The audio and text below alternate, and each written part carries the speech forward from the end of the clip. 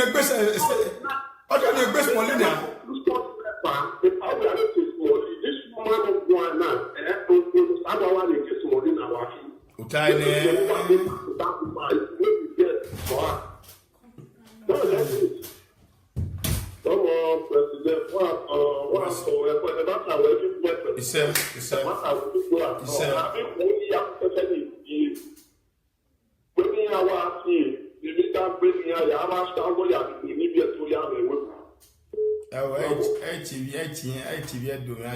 Because when I say, I will say no soap beer. Change. When I say Amen.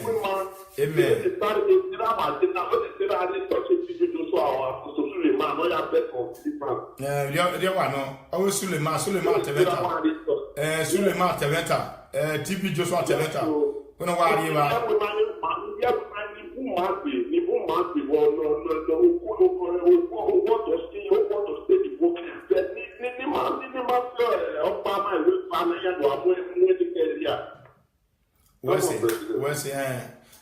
Niwe tege good bia gwa kire ikbia wa wese smally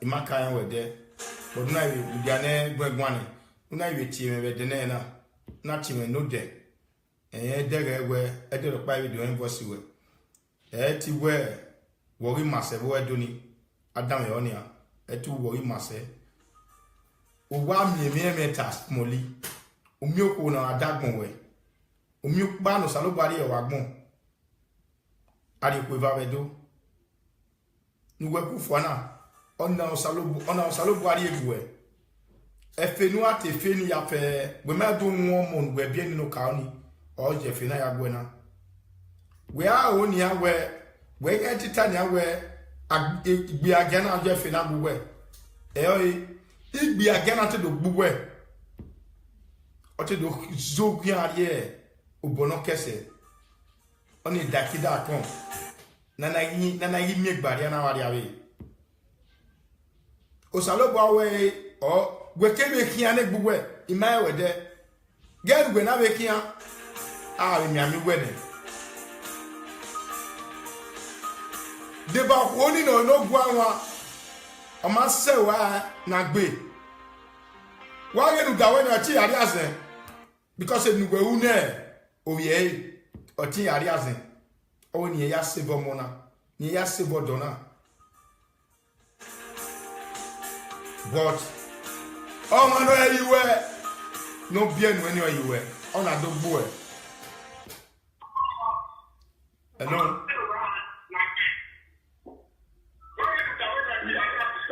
President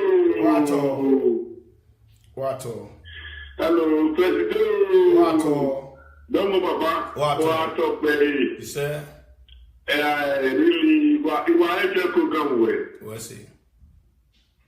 Domo Baba, Wato Play, Domo Sa. What's it? I want to talk. I want to get it. What's it?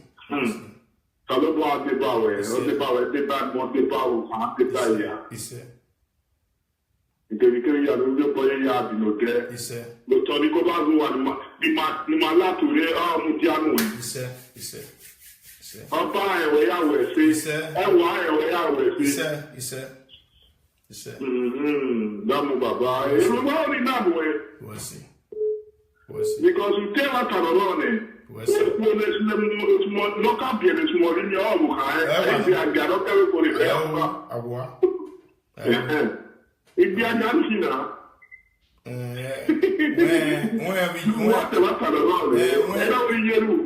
where's it down? Where I mean, the degree way is on now. Always say that. You're a degree plus. It's a degree plus. Okay, now extra. And so, it is satisfied, say that, you know, except a machine. Okay, so,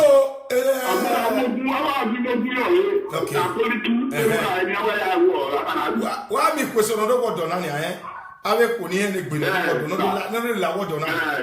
Wa mi ni aiso awi akobi ati an owi yen dobo ba shawo ne owe ko egbe yeti no de we sikeme onye no ma ni egbe ire yo eya here ibi kweso ni medege we la bugima ma bege so no ri na ewugwe eni mi no doni amwe caterpillar yo oye lagbera oye lagbera wa no baba ne utewa ta no we ne we le smo ni ade ko ka je ne oye wa wo ya gwegun a oye wa wo ka o mo se mo se we no bi e o mo se ari e ko e onye obi ma janu onye ma na do janu onye won mo bo janu so yes amane ya wo smo ni o ma ni bi ya smo ni agwa uma tapiti na ya muni amwe na baba amwe me guana e typhus ni abio e ya line so many ya gun ani ya gba picture akun ya so agwa lo ya mu o ba mu ari ke no na ani ya chebo o ya ri chone bo egbe won ya di ega ma what you the buy in the world you don't see your private services. Okay.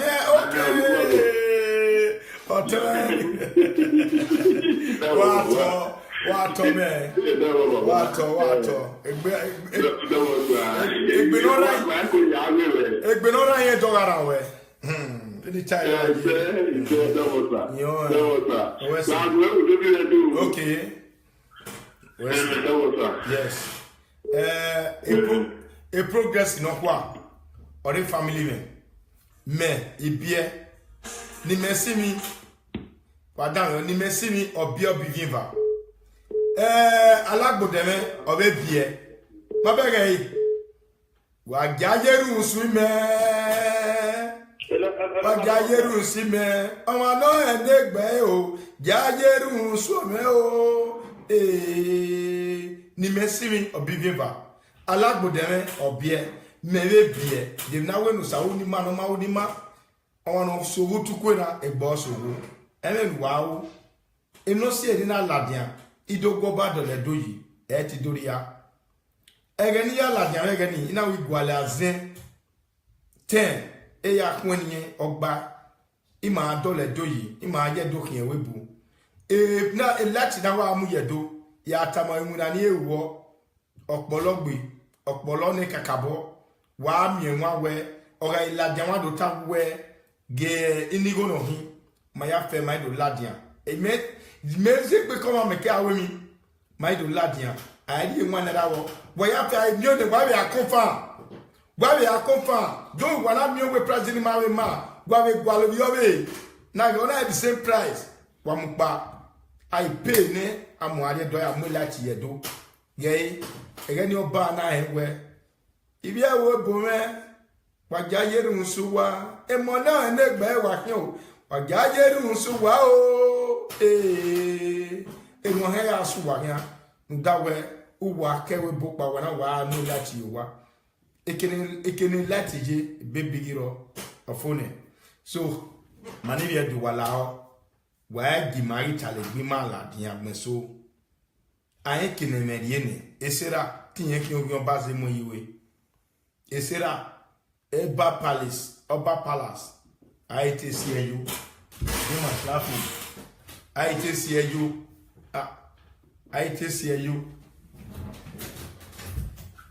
Who's laughing? What's this? Baron?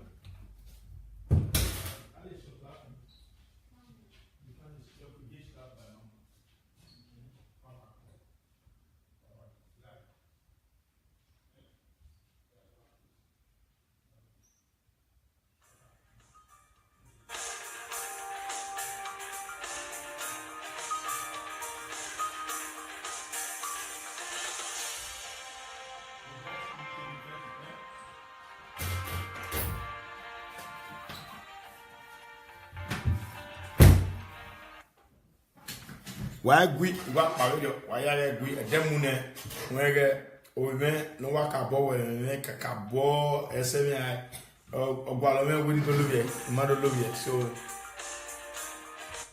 Hello?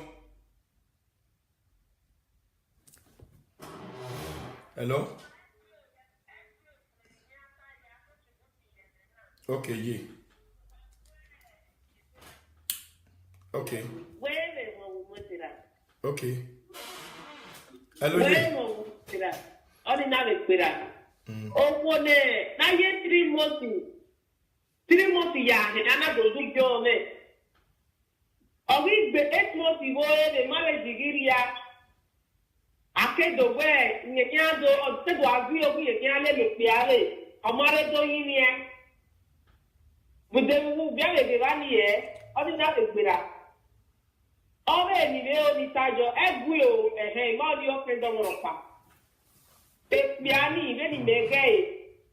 As one year, but we are going to go. I hope we are making. He is when he is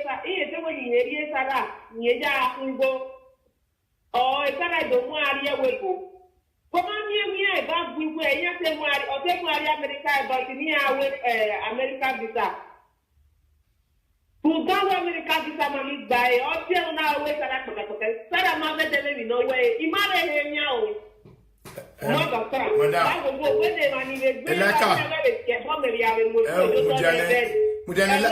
Mudia like I know Tamudia.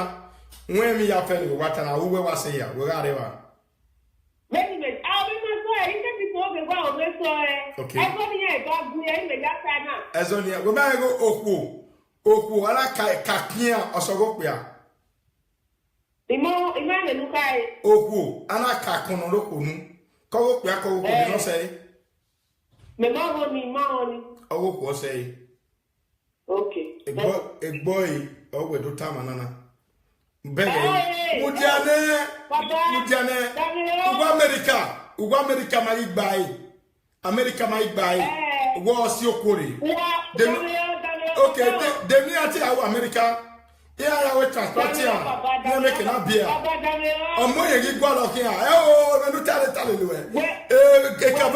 But smally. Oh, my beer. Okay, they say like beer, no kind of yard. Okay, do ya pay? I've been saying I'm big again on Yandone, the Cabarine. I've been saying I'm a motor, the Cabarine. But Tanya made me home. Dans il faut marquer, et il marque mieux, il y a des deux bâtiments, où on va jasminer, les jasmines, il faut marquer mieux, et il m'a yagoyé na. Il y a goyen, vous êtes du il y a si vous avez dit, il y a amigo, beaucoup. Papa, il y a pas de bon, mais là, de pierre bon, il y a pierre bon, non, on m'a fait un pierre bon. Non, tu peux faire une autre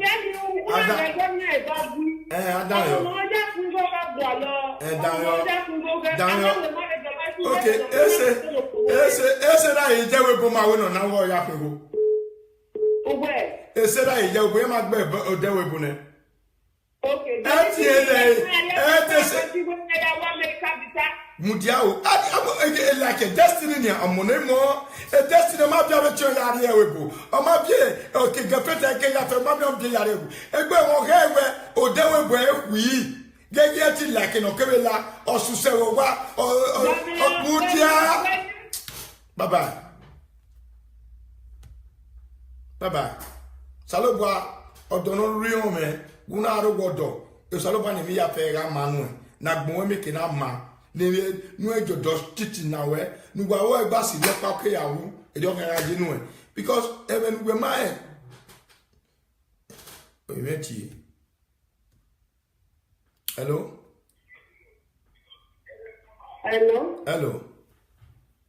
Yeah, it's a demo. O teni ne bano ko e te bono ya wa ta na o ye to. Okay. All the women not call Mulajan, call Mulajan. I remember going to a traditional marriage. For traditional marriage, I return it. I like the marriage. Okay, never was small. Yet the one is small. Then they go play back. Okay. I thought they were a complaint. Only motivated, no, I will care where. Man, ọ̀rọ̀ wọ bẹ̀rẹ̀ ní kọ̀ ọ̀hún láti á. wà máa gbẹ́gun à. Omi ó gbé mà. Omi ó gbé wọ́n gbé. Omi àjọ ẹ̀sìn. Omi ẹ̀dọ́ kéka ya pọ̀ omi ẹ̀dọ́ mẹ́tọ̀ ẹ̀sìn. Yes. Ó dábọ̀ bọ̀bọ̀ ní ọ̀ṣọ́ ẹ̀ẹ́dí ògùn àti mẹ́sì yàrá àwọn kíákíá rẹ̀. Mẹ́sì gbọ́ kíákíá kọ̀ọ̀rọ̀ ní ilé yóò wọ̀ tọ́ mi rẹ̀. Láwọn ohun ẹ̀sìtà wa tẹ̀lé náà sí, mmadụ taa, anyị ntẹtẹtẹ ni wà gbé yẹn nẹ̀ náà ẹ̀nà ẹ̀rí fà.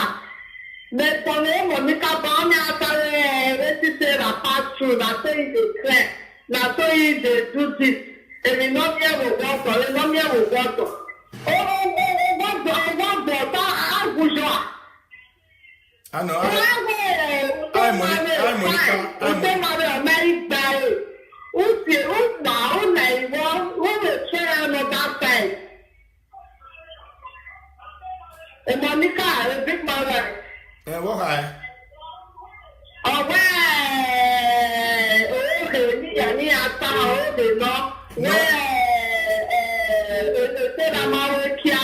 when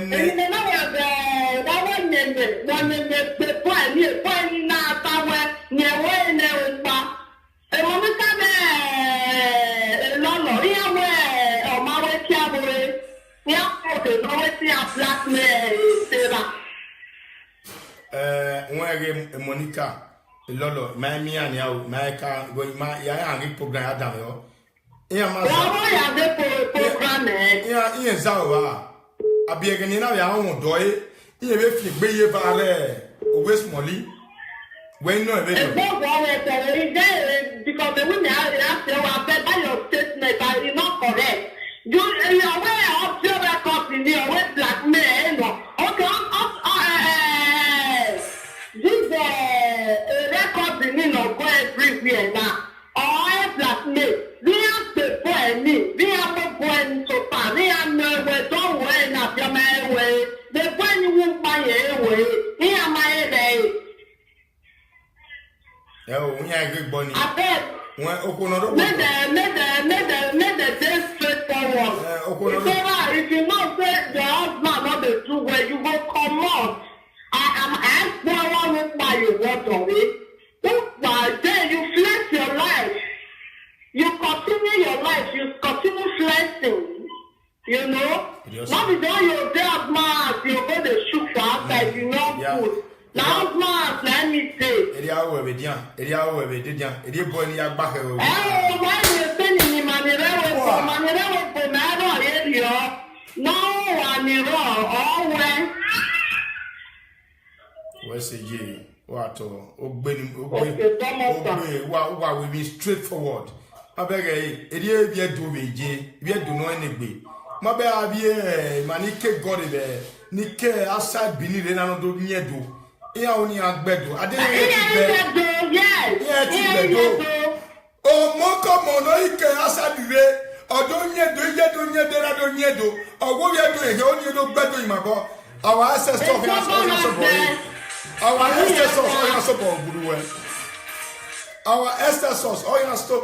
ancestors o ma ha so boruwe eri ado wa ni ma gbari eti di ado wa we go bi mana agwa egba Ethiopia, Eti Manipia, Ninyado, Egbanwa, Evetani Atas, Ikeyawu. Imwe Benaya Gminanipoya, but no way Yema Benaya Gminanie, when on you point, no guale expecting na Mujoto, when on la, no big bayo. Director. Or are you women? I met her. Hello? Hello? Hello? Hello, yeah. I want to contribute to this one when they talk. Talk, my daughter. Hello, yeah. Hello, good evening. Good evening. Continue. I want to contribute contribute to this one where they talk now. Contribute. All this one where they say that they sleep to run, this one. They say Sarah. Sarah don't come up for Facebook. He say he don't do anything. This man when he go fuck Sarah, he say don't fuck Sarah. Okay. So that's the end. If the man accepts, woman, if you come meet that thing for inside their cassava, then if they see cotton Jonah, he go say no be dead there. I want to Epa. Epa. Yeah. Me and I even want to make the talk for this kind of matter. Okay. Epa.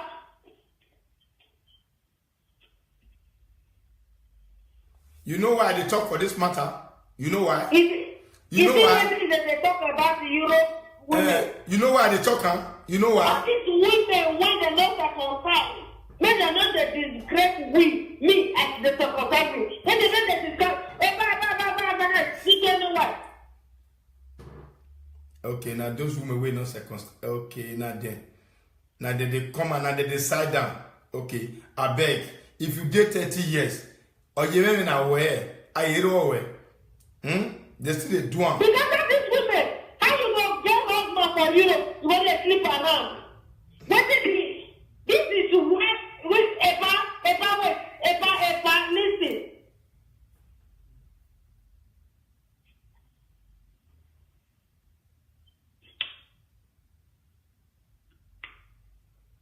Talk now.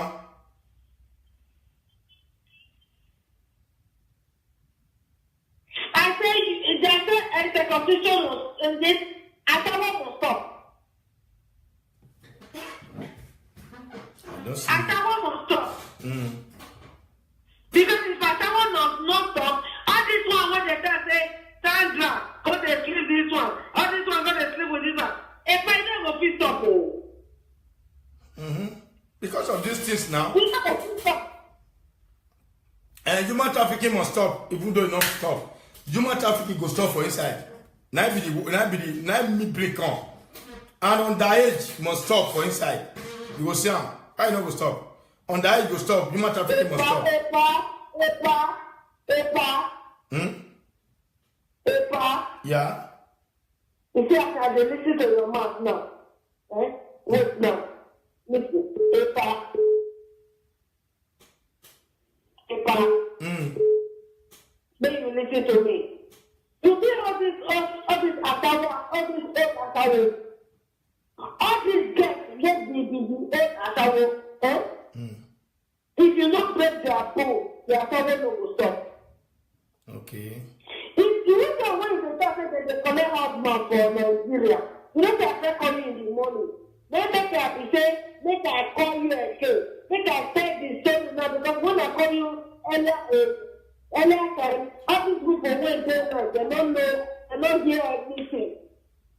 If I like my friend situation, give them. They cannot say, this Europe when they talk say Europe, they collect husband from their hand.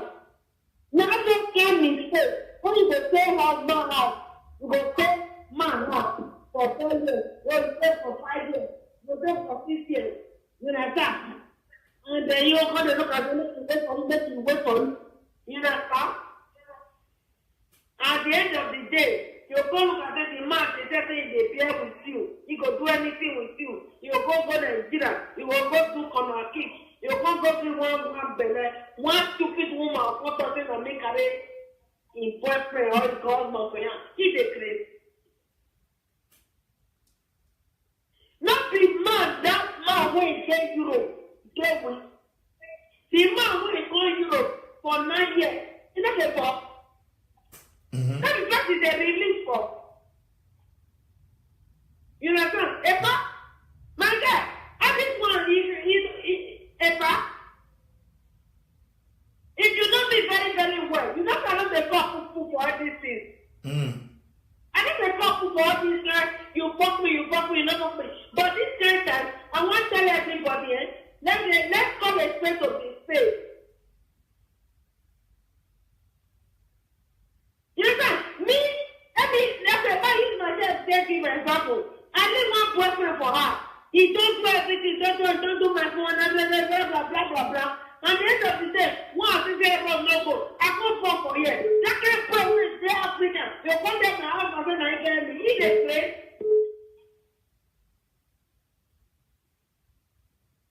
Okay, I don't understand you because I know the you say you get one boy where don't spend many things for you. Hello? But can you see what this is for when they talk? This is some drag or this everything. I know you well because I tell you, I know you well. I know Listen. You say when you want come out, me I first listen to that one. When you want come out, now boyfriend you first get for Nigeria, Abi. So when you call this Libya, maybe you still get another one. Then when you call this here, you come born for one husband. So when you can't talk, you say if you can't go home now, the boyfriend when you live for Nigeria, wait till you talk. I don't hear that one.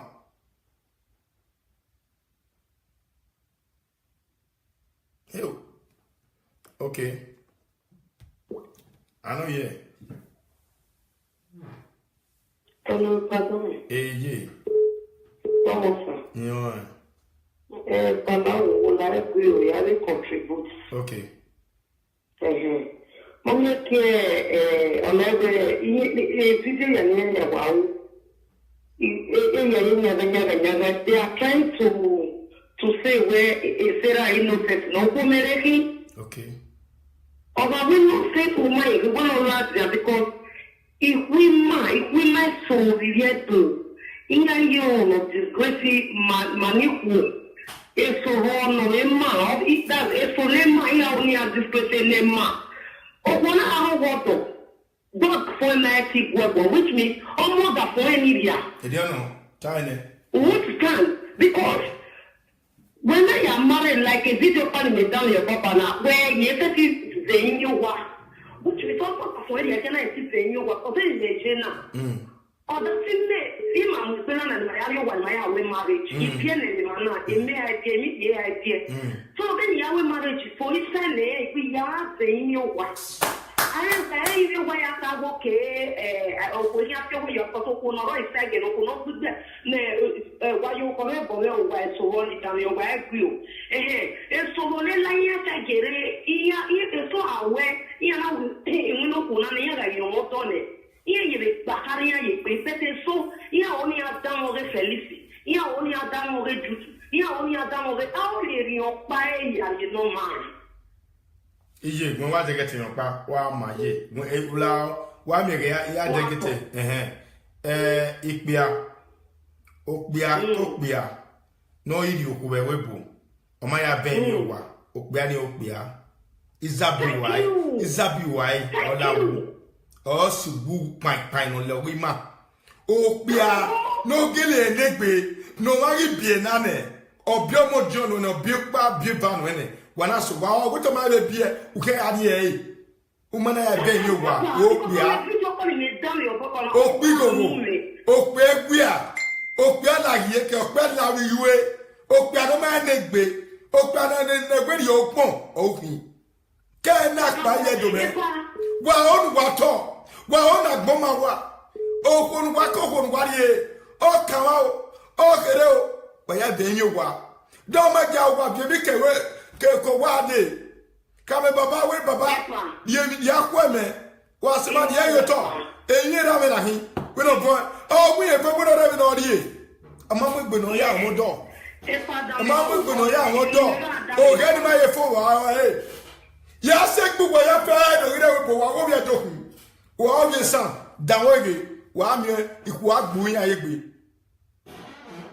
na na mi no taye na na ku na mu wa so na because o ma be ni wa na che ni wa ekwe gele ladia o be ladia we esera eno ta meta no ekwe mu we when I don't want to get where I'm if we are A to Z, no matter no matter what I do, you are a big of one while I don't get now. Okay, hey, why I dear Benny, oh, Calacala, oh, calamity, oh, the problem, ni ma webona, oh, the same wa. Oh, Beno in the oh, Hame, Ija de Nowa, oh, Bena Collie. Beno ya call the Ottoman. Beno number picture Facebook over Dali, Babo in my way, all video. Don't go no, Bobizwa, Wato, Bedo, Wato. Koko no di o wene. O ya den yo wa. Eyo be di en wadi. O be di en la jan we. Wa e wa yo bi en ya ka dem yo wa. Ne be ya mo e problem, any problem no dey go. E dey ya ye to boy na be ja dem yo wa. Boy be we ko na dey ba. E dey ya mie era no ma. E dey ya mie o de ero ko no ma. De nu wa we ibi edo ipia. De ipia no gele mu dia no pataki. No ye yoko manager o kan dem yowa wo pia izabo kan ala o nu le wu wa ewu o di pia be small boy iwa o di ya kara so ultimate that's my brother from Spain so la wo ko pe no ri ewe bone ke no Nigeria wa di owo fun wa ya ben yowa wa ga fun awe emi edo na me kena mugia yo ge donoro we se je gwan ya epa iyo we oge we o kia ga illa te me we pone so o kia ga illa de ye se o ba kia ye fiete ya mu ri ane o and what you want to do you know casual because it's very common in so kwere mana you want to do you na pakari ya ni no wa tolo no e ko ma se de ije o ga obi edono imi awa le gweri magwa Baba tabikweya tabegele no iri okwo when ya de enyowa ebo iya ya wo no to tare ya wo ke ya gweta to a focus from Nigeria jagele mu from Nigeria na hina jamuye lawo are line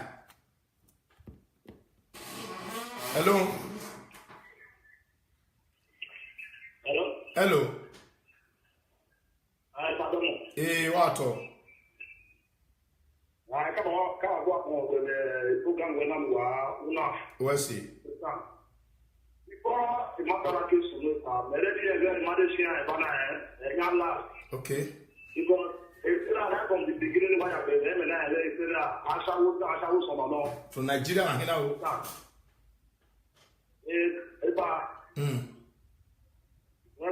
Iwa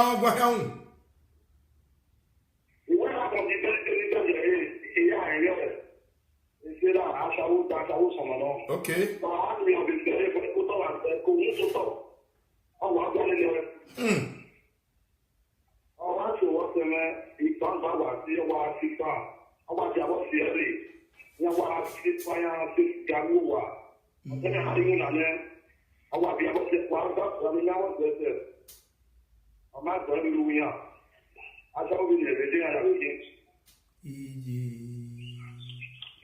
Okoro sigma ne ije smoli we ko be digma we ne smoli do sigma do we be si obukun we bi sigma ona ya ti arwa me Tony Kabaka Tony bene Tony gbigba se on awa o kan bi mu gba won bo ogun ya si Tony to atiti hian emi lo pa gbo go si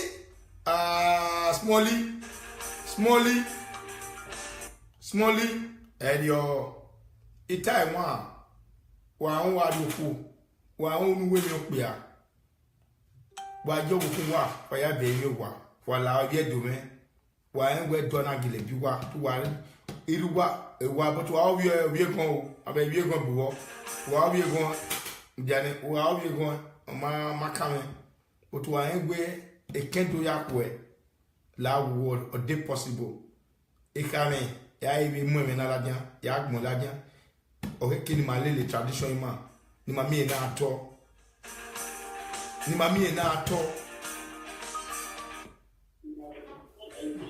Hello. Hello. Hello. Hello. Hello. Ela le fien avec un président Ayi Abassi. Because oko nous die yo wa we do mosi gagile be yinu. Oko nous die yo wa we do migba yinu. Kabali igbe ba ave ogwe okori. We ma to na take bugwe. Ona take bugwe emi ni a. E ogwe die ni a. Ha wa we ge. Hello. Hello, madame. Eje. Eje. La emioni tavo na matin. What was fine? Me ma bien il m'a bien et non bien. Il voit mania ben. Il m'a bien one ben. No colorado. Et bleu. Ouais, c'est ye. Enfin. Il a que on va pas. Il est désolé. Ọ̀sẹ̀ ìyẹn sunu náà ẹ̀ ọ̀wọ́ máa ní kẹ́lí tó ọ̀wọ́ máa ní kẹ́lí tó ọ̀sẹ̀ náà bá ọ̀wọ́ máa ní kẹ́lí because ọ̀sẹ̀ ìyẹn ọ̀wọ́ tó máa ní màá gbé ma.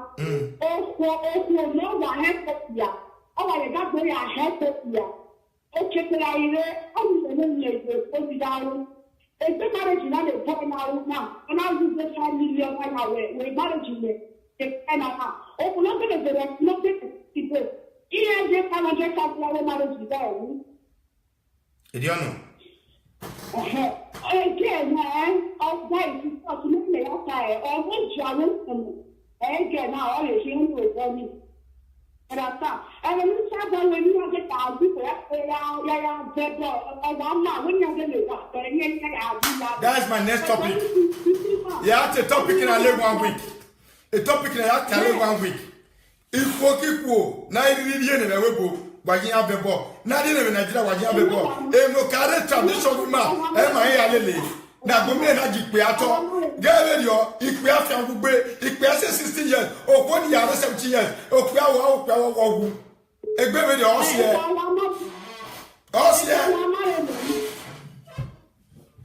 Eri wa ma wa ma okwo no ma yin ma mu gbodo ogba ewe wa guwe biene uwe do ya bembo we emona nu biena owo pe ani no u ya bembo yo mana be ni yo go to that children let that children go okay claro ye we o ina ni se palo je na palo pesa do ka e ya mu e ya we maro do ko ni dato ko no shahara to wa shahara iye ya jugore ya we maro do yes o wa mani yes abungbe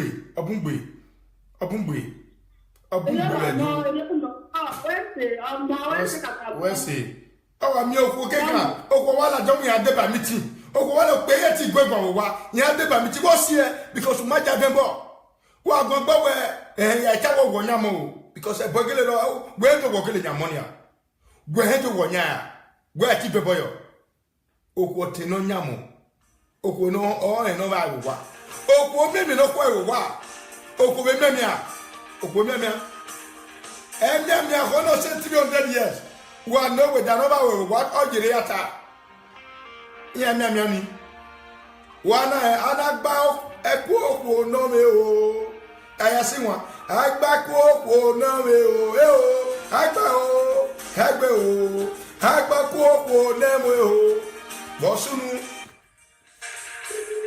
hello.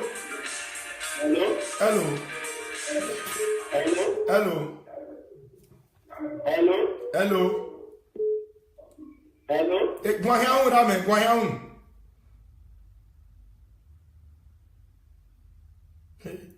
What's this? Hello. Where is this market? Hello. Eh, wato.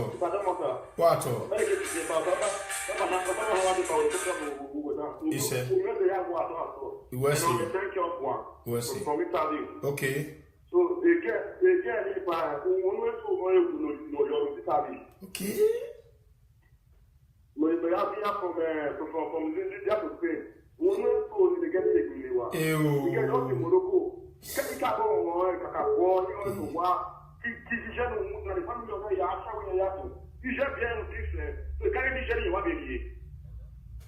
Hello, hello.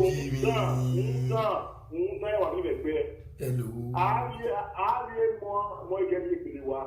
Moi, ma femme, on oui, qui est on est fait oui, vous. Les mandés à ouais. Il a bien fait mon logo de cigare. Il n'a pas de séparation les mots. But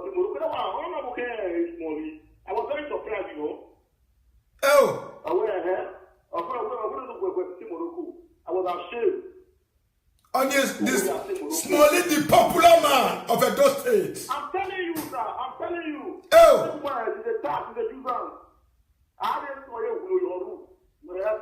I'll get him arrested. I'll get him arrested. You need to do that. You need to be very, very fast. I'll get arrested. Tomorrow, on Monday, Commissioner of Police is aware, so we'll trap him down. Thank you, sir. We'll trap him down. I will trap you down. Even though you said you know President of Nigeria, social media said I will trap you down. I will trap you down. Thank you, sir. Thank you, sir. Because you only do the okay, now a cousin where? But cousin when he La wo go no ba we gbe no ba we to mo jana go le mo to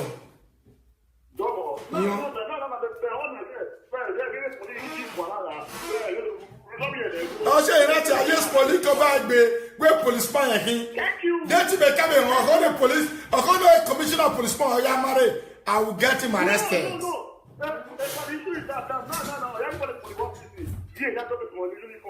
Okay, I got him. Mo ẹ mú yẹ kàn á gẹ̀ yìí. Okay, she will use that. I got many so. I can play for that. We will go there. Quand c'est Morocco, quand c'est Tiga, c'est Madrid Kouma. Si tu as acheté au français, il y a des gens qui ne vont pas jouer dans le coup en coup pour venir. On fait la fois en haut. Look at the video. I was very annoying. Look at where when Madrid Kouma were in USA because of that we were winning. But which is the best where the second character in the name. The best in the vegan I don't know that for him. Because after again, all these things, after, God, that was this is the great to women. Oh, well, oh, they are good. All the rest of that forever. They don't know. They don't know if you are with that one. Oh, God, everybody has to get any. If you have good, you are out of it. Hey, drop all out. You know what? You drop no. Me to get bonobana out. You have a new chef. La white you when they get bonobana out because of what thing we are there. And I might trap it down. When ka gbona bana to ne because ya mean it you full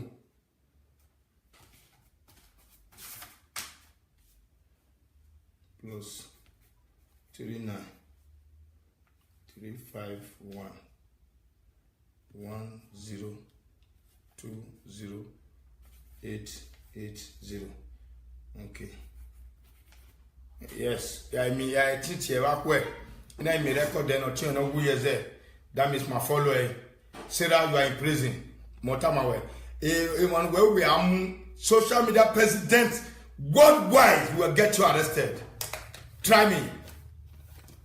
Muewe will be Muewe anybody. You are under human trafficking. Adi Palace, ya we come away. When we are facing I governor we here.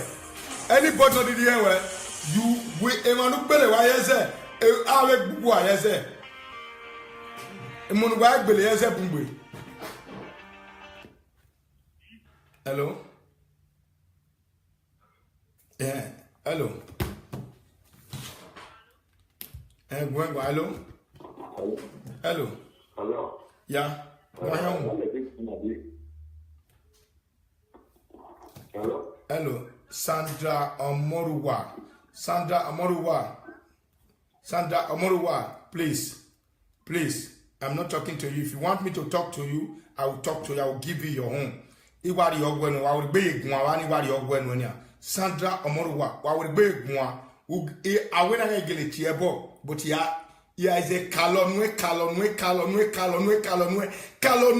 ene dagbon ya aje benu ya won do e no do ni ya gulo yo wo ige se kanwe udo ewe oma offend me mo offend me aderi awe gwe ya ko ba so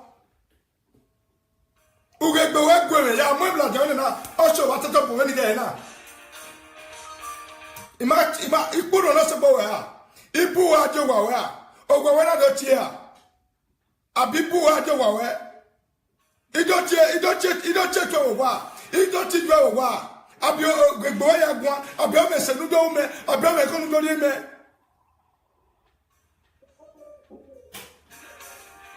na my brother gwan hello gwan so one of the DNA was called I made it through arrest with the man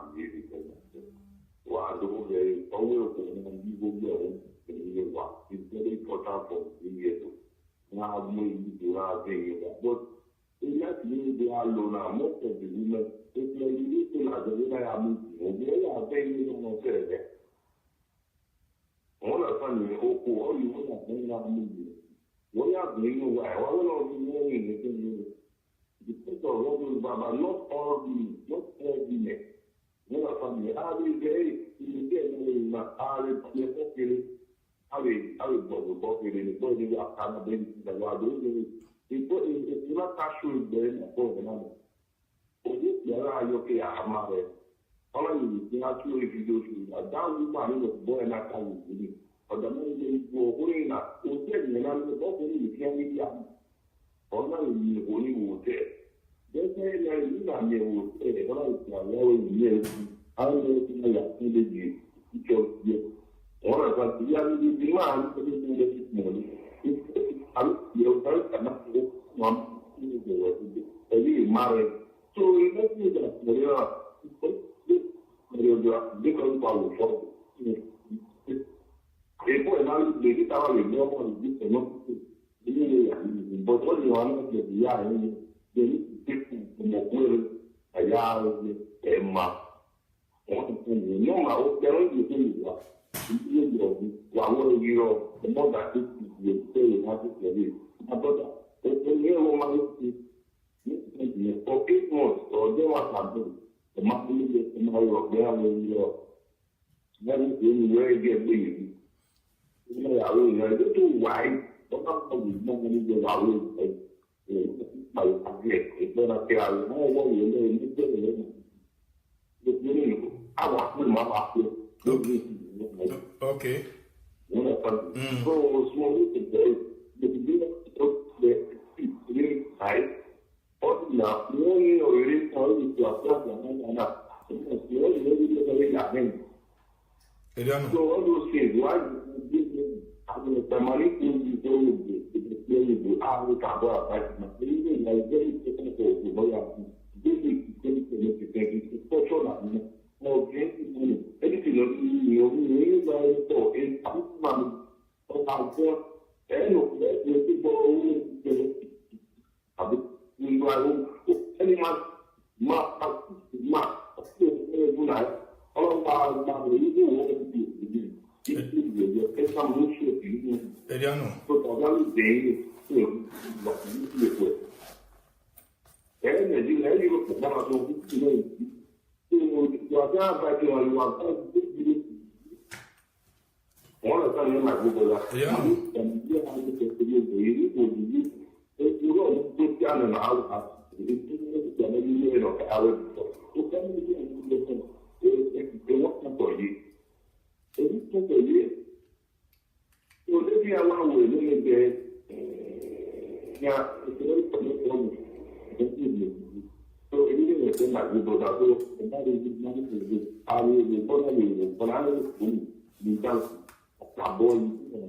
Okay.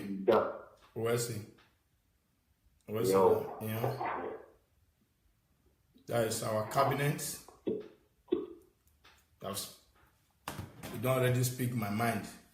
You know, say, may I tell my people here, and about on the phone, you know, say, my brothers and sisters, don't be say I diverse for anybody. You see, I say, I don't want to see any comments where somebody writes. You see, I don't insult you. If you do wrong, now make me the talk to you. May I still make one example. Some women, you know why on the side Sarah. If now husband tell now, say, wow, when you were my wife, waiting you tell her, you say na church I dey go. Why? Because you think say you want use Bible. You know say Bible nothing day. Something with the Bible, now be God. And the God not the revenge like that until you die. Now God will tell you say you dey cheat on your husband. But now no say if person really want the husband house. Hello. What? Hey, you want to go here?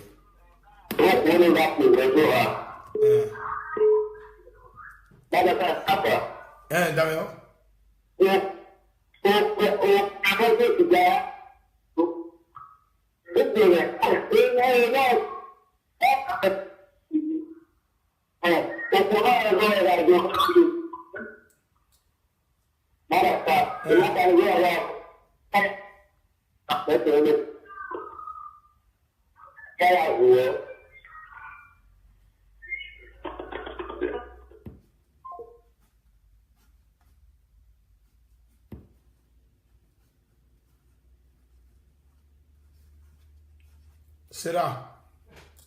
Sarah, Morita, social media president, Mario Obama, you are a human trafficking. That is, my baby, you know, say in our way this program.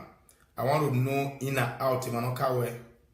Mao, so any more Mao, I know you. Me, I tell my way tomorrow. Opening I go make one more theory. We have a call and I go. Then I will not forward this thing to area command. Area command to Abuja. Why me have BSS today and the moon.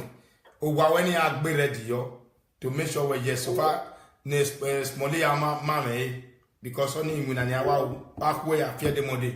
You gave me when we are dear live video the Tuesday video time where yes Sarah be arrested by the police. Hello? From Essex Abuja because human traffic must stop. Mind the human traffic must stop anytime. So yeah, we have on wagwan, but a demone. So yeah, I'm gonna here a dobe, and not only that, a t-shirt maladiane. So if you want to buy, please go and buy. And not only that, there are some men in this world. You don't care about your wife. You want your wife to do everything. You are happy. Let me tell you, if you want to be a man, and you know that, yes, you love your wife, and your wife loves you, first and foremost, respect your father's tradition. Respect the tradition from your father. If you be Christian, take Bible, put for granted. Take water, put for granted. Tell that your wife, make you read some verse inside Bible. You go read them. After 12 now read them, then tell the woman, say make it read them like that. Then after that, you go take the water, you go drink and say, from today, I don't read this chapter. If I do anything that undoable, I sleep with man, I not gonna tell you. I do anything, man give me money, I not gonna tell you. Then may I start to demand. You go drink that water. Now you talk for that water, you go drink it. Then the rest, you go pour on. You go pour on for your papa leg. You go pour on for your papa leg. You say that Bible. Use and swear that Bible. You go see and say that thing won't start. Now from outside you go start. You go see say you go Chris enter house. You go Chris enter outside. You don't get return back again. That water pour on for your papa leg. Finish. That's why I tell you. Then if you dey do and call your God, say God, now she, this woman, now I swear this something. Then if you say yes, he go do the traditional home. Take him. If your papa don't die, his girl family. Tell them say make it lead down there. Because some women, when you just see say that they control their husband, they talk anyhow for Facebook. They come out, they talk. Many of them, they cheat against their mind. Because they not swear. If their man talk, go say shh. Go tell them say make it shut up. Because now they control that man. If they pray, make the man die, make it start waiting they do. Many of them did for abroad, many of them did for Nigeria. Now make the progress. Where did they say progress? Where did they say corruption? Where did they say this human trafficking? Now it cause all this wala. Because if you know say they go husband, if you do the go husband house, that your husband don't tell you say a traditional man well, you will see say that woman will move back. Et souci ouais l'arrêt Maria l'arrêt you say you go move back. Even any wife we don't do that thing. We don't do that thing. You want enter husband house, he's supposed to swear. Because the body will take one. If at the day we swear, that means everything don't cancel. From A to Z, don't cancel. It don't cancel. You know, go take that thing back again. Say, if they do, if you want to come for myself, it go be like saying I cry. Say, I don't try to do prostitution. Well, just daylight sometimes. Women go they call. Say, yeah, you can't bash out on net there. You can't bash out on get away. You can't trust one for. You know, they saw a trust for. What give my dollar with my Obima Mayari, Bimawa, or the Mary Bima Doloi. If you do ni roy wakana. Honi glado, honi glado, waga ebi paye dore, fen wawe ya redu wawe akpa. Wado ria do ayimabo. Wado mwedo ria ayimabo. Ego bimana, do aya wo be matemu. Eni Jesu Kristo no nyama. He said, oba tokwe, he said, en wawadona, ba we ko Europe wa hin, ikwe Nigeria wa hin. With the Suwa, it's okay. Samudiame, Osakidua, Mebe, Monica, Stella, Vivian, Mwekbima, Wavenua, Omase, a Panovenua Waya.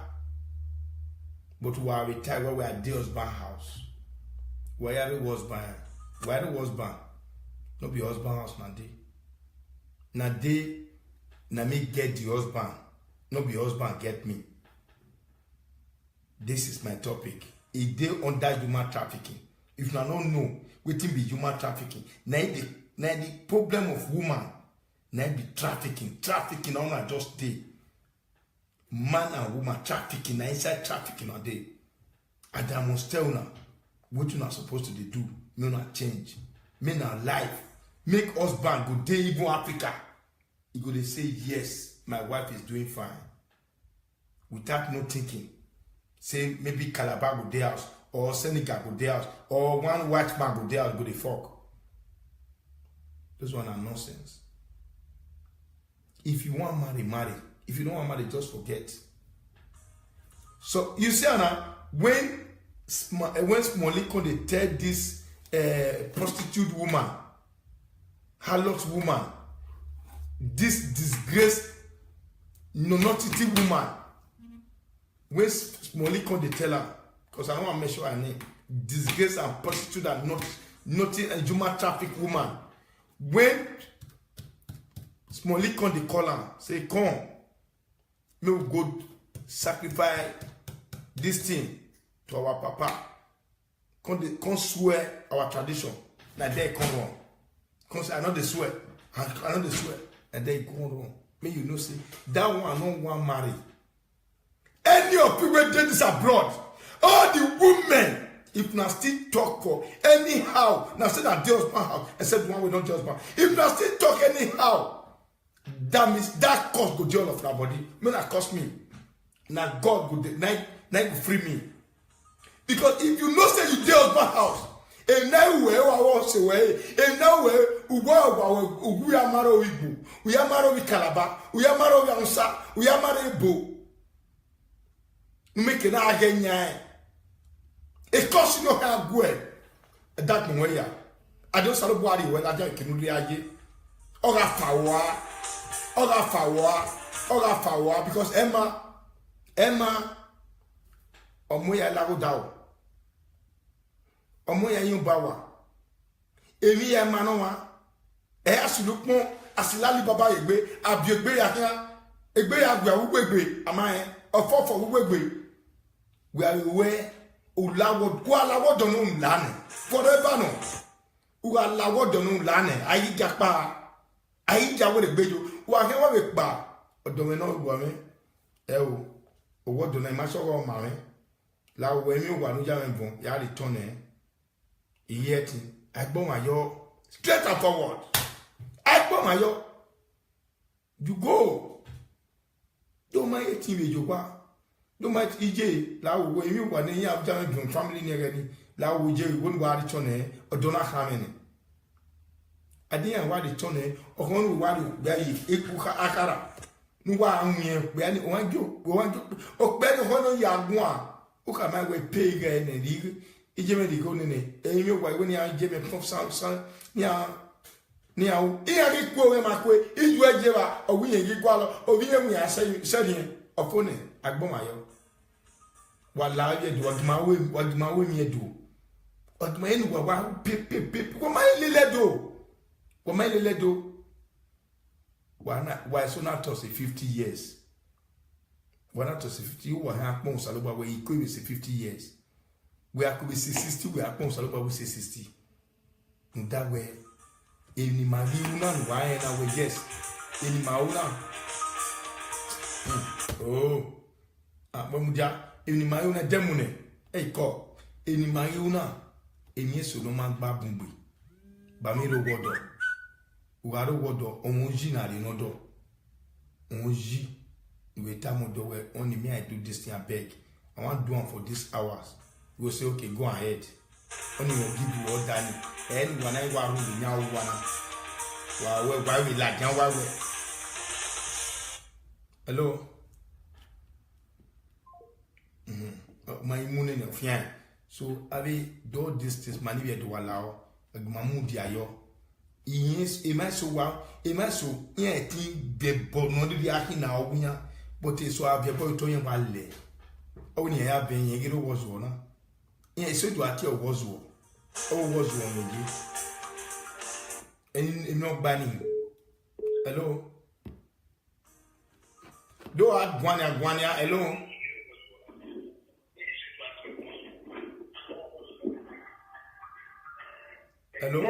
hello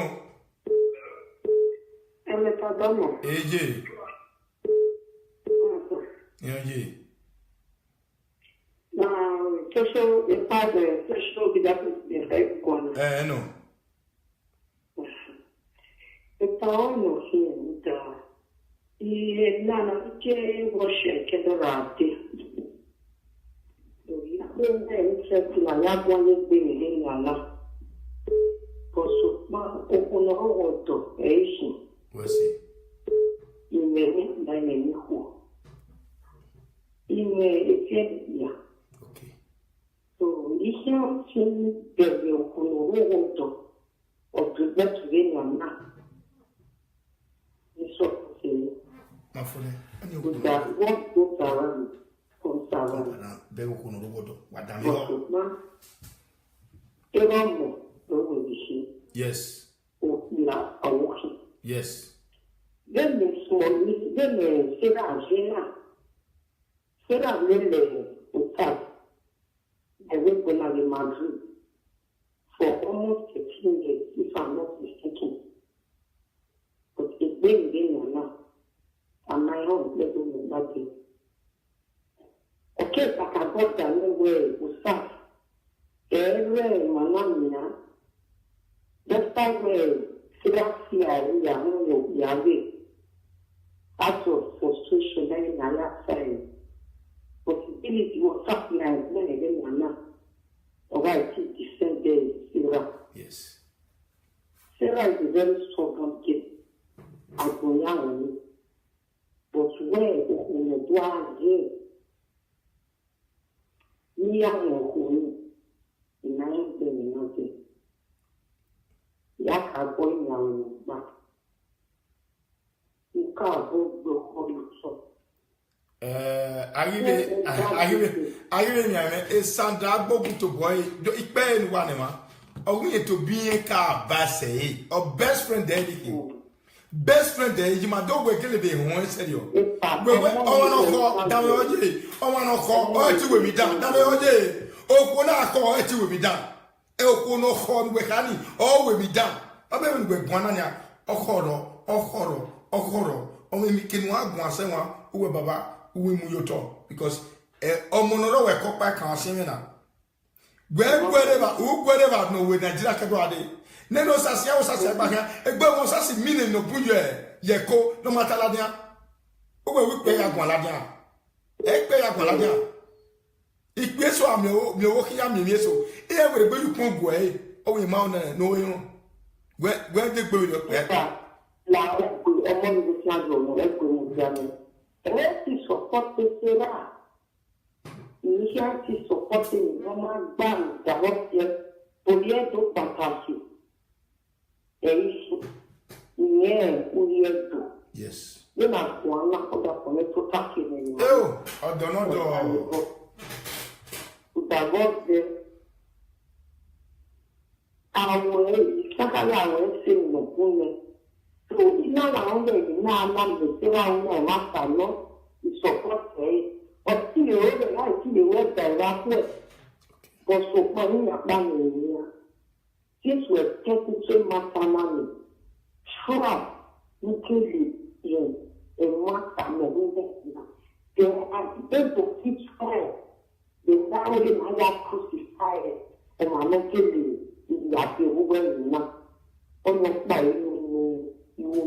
with the pressure now of what they go on. This thing might make her to commit suicide. At the end of the day, to bring away.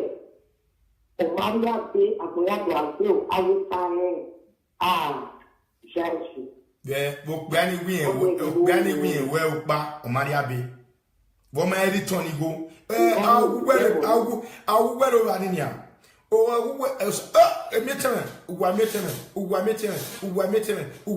Mariana Wadiavi. Oh, we are known with television anywhere. Oh, Puma, we go Gume. Oh, when me Gulele, oh, Bedo Lajawi, Yedega Haraupa, Ogbani, Omunja Granny, Ofoneba, Ofona, well, Ojamato me. Oh, Donedo, Bamana Domini. Yeah. Oh, so for the yo. Yeah, no, so for the yo. Il est là, my mudena. Il pia qui pia ni la webona. Except le bok bewo. No cooking rana. When they yape, Joe, oh, yeah, pebo. No, my pebo, my do yo. Ike, a guamana do yo. I do yo. Ni kwenda uni ya pa bi mari. Ikwota ni egbe lodo imabo. I was saying, my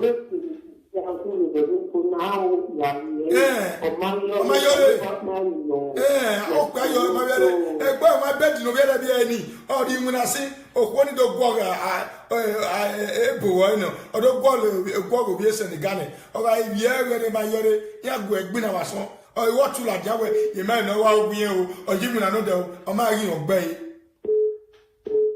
No, I have been you one. Very tired of Hano. Edo, we have fed the Bame. Edo, you have fed what the Bame. A you to know that the one water. Because even if we now every weapon on Yaya about talk by he said, why I can wear. I can wear.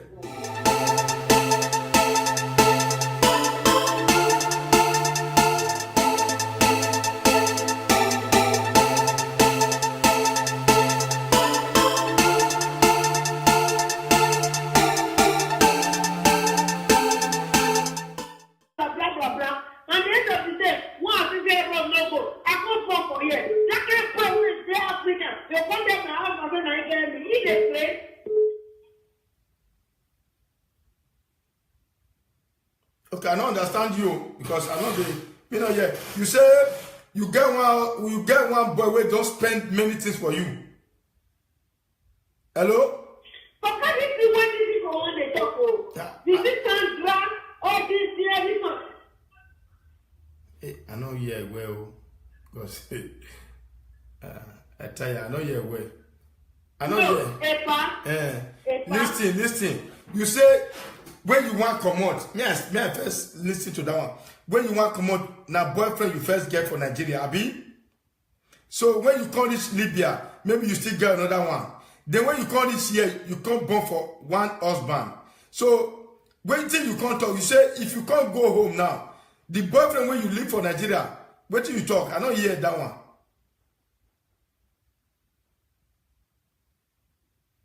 Hey. Okay. I know hear. Hello, pardon. Yeah. Comment ça? Yeah. Pendant on a pu y aller contribute. Okay. On a que on avait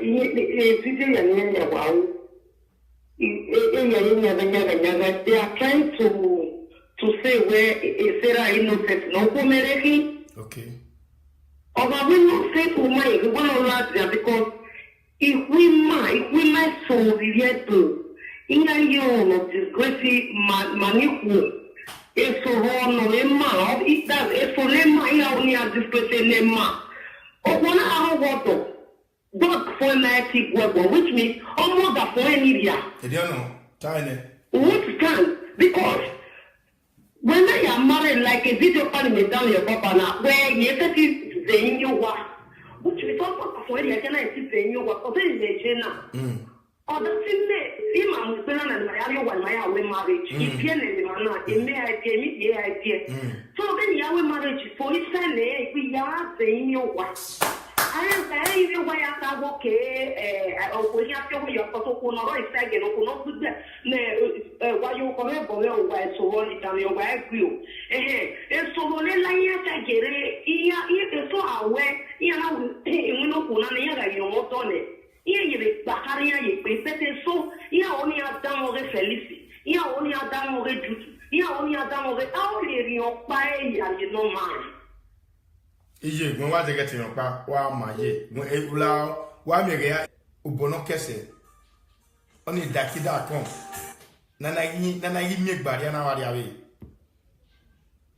o salo bo we o gwe ke me kian ne gbugwe ima we de get gwe na be kian a mi ami we ne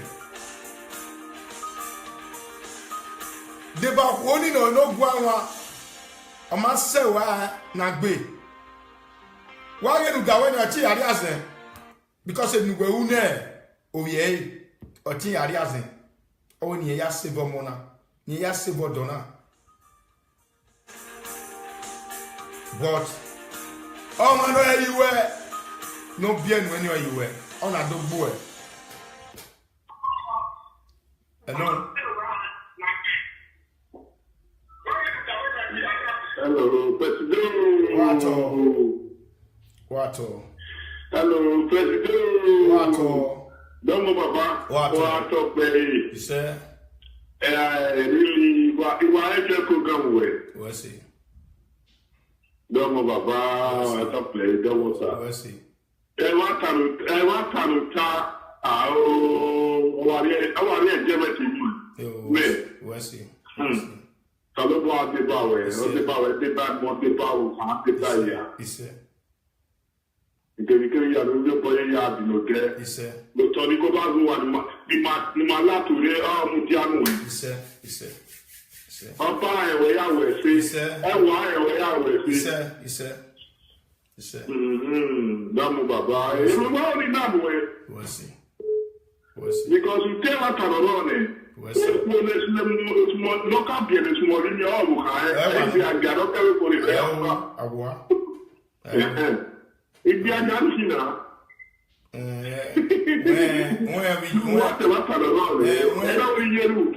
Where's that? Where Ibi Agana, I mean the degree way is on now. Always say that. You a degree plus. It's a degree plus. Okay, now extra. And so, you satisfy that, except a machine. Okay, so,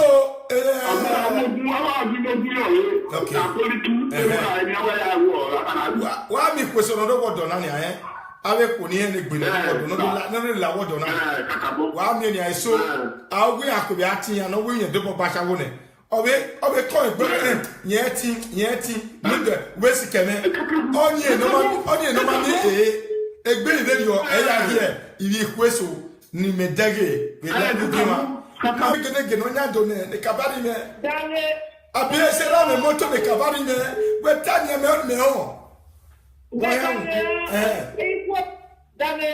pas dans le il faut ma fille et dit Marie mieux il est pas ni deux bêtes ou ouais déjà ni avec déjà mes bêtes il faut ma fille Marie mieux et il m'a ya goyena il vient goyen vous que du il a dit ouais ni bêtes ni ya mi go beaucoup papa là il tient pas mon bona mais là de tiens bon il a tiens bon non ma ka na tiens bon na moi, tu peux faire une autre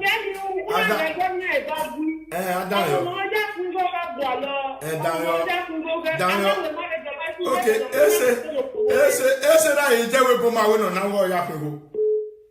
Owe. Ese da ije we ma gbe o de we bo ne. Okay. Mudiao, like a destiny near a monemo, a destiny ma bia with your yard able. O ma bia, okay, Gapeta can have a mamma be able. A go or there were we. Get it like an okela or Susewa or Mudia. Bye bye. Bye bye. Salobwa or Donald Rio me, Gunaro Godo, a Salobani via Pega Manu, Nagmo making a man. No ejo dos titi na we nu gba wo egba si le pa ke yawo e do kan aje nu e because even we my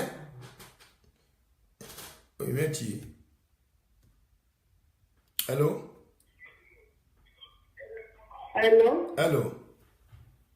yeah pardon o teni le bano ko te bone o ya wa ta na o ye do okay all the women not call I don't need that person with traditional marriage. Well, traditional marriage, I return it. I like the marriage. Okay, yeah, what's more? You take the one with money. They complain back. Okay. I thought they were complain. I'm not motivated. No, I will care where. They don't know what Mine. I don't know what any call last year. Mama, Webwan. Oh, you're great. Oh, you're great, man. Oh, you're great. What, babe?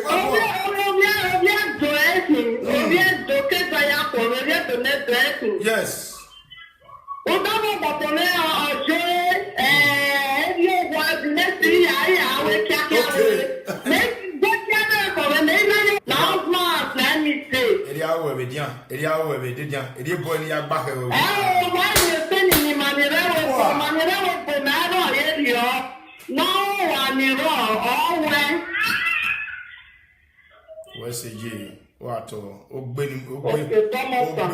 What we be straightforward.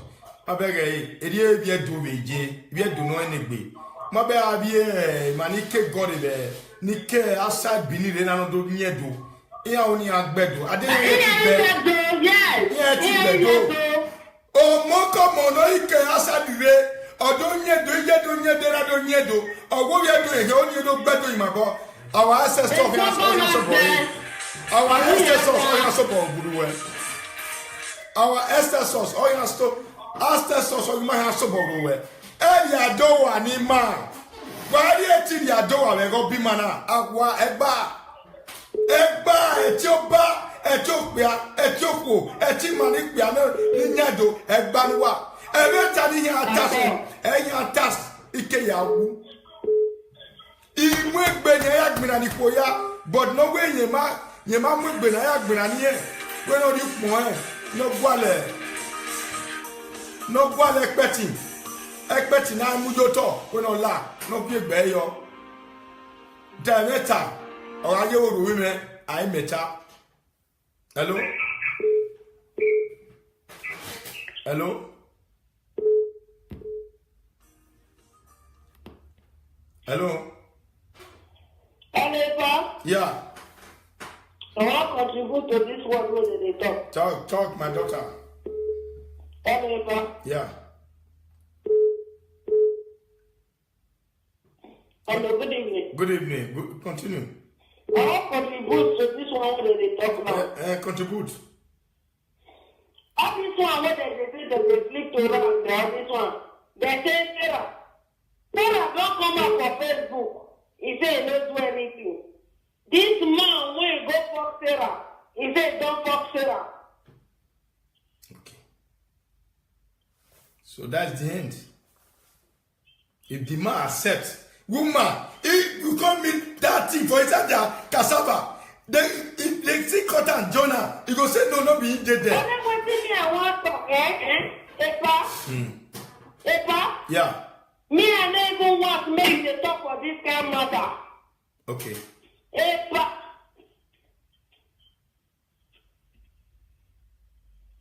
You know why they talk for this matter? You know why? You know why? They talk about the Europe women. You know why they talk, huh? You know why? What is women when the laws are concerned? Okay, I want you. Okay, she may use that. I got many so. I can be able for that. Where will you go? Where will you be? What the Morocco, what the cigar, the mother woman. This is the actual of our friend. The other people are finding why you left my way. No, who are people who need. All of them are. Look at the video. I was very annoying. Look at where when the mother woman were in West because of that we were there. But which is the where you take a character in the name. You better because after I get all these things, after that woman this is the grace of women. Oh, well, oh, they are good. All the rest of that forever. They don't know. They don't know if you are with that one. Oh, Gaza, everybody has to give any, if you have good, you are also there. Hey, drop all out, you know what? You drop on the way, get Bonabonato.